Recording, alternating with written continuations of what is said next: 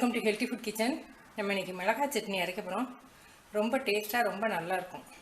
எப்படி செய்யுதுன்னு பார்க்கலாம். சின்ன வெங்காயம் 20 வெங்காயம் எடுத்து நைஸாக நறுக்கி வச்சுருக்கேன். எண்ணெயில் வதக்குறதுக்கு வசதியாக கொஞ்சம் கறி லீவ்ஸ், கொஞ்சம் வெல்லம். மிளகாய் சட்னிக்கு வெல்லம் கண்டிப்பாக போட்டால் தான் நல்லாயிருக்கும். வெல்லம் கொஞ்சம், தேங்காய் பூ 1 டீஸ்பூன் மட்டும் எடுத்திருக்கேன். உளுந்தம்பருப்பு 1 டேபிள் ஸ்பூன்.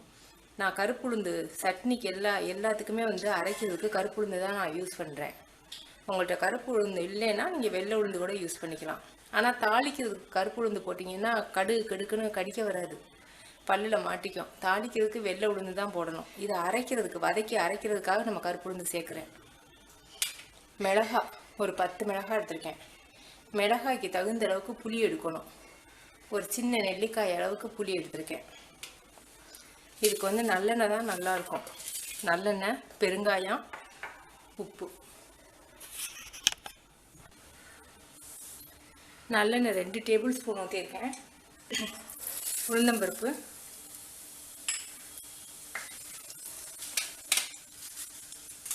மிளகாய்,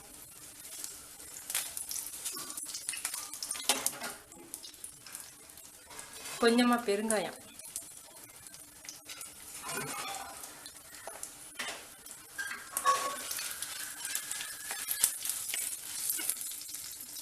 புளி,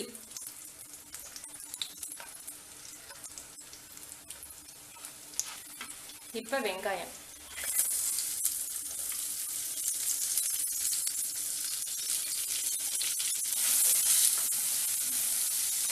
வெங்காயம் நல்லா கலர் மாறி நல்லா மொறுமொறுன்னு வேகணும்.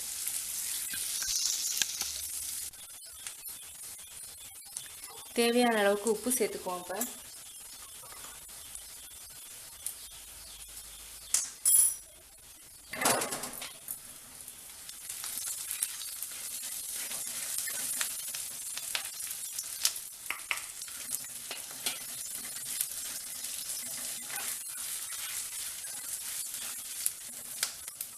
வெல்லம்,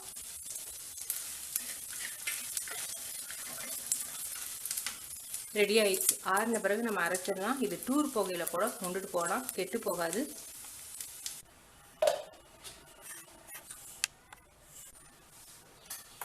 மிளகாய் சட்னி அரைச்சாச்சு, ரொம்ப சூப்பராக இருக்குது.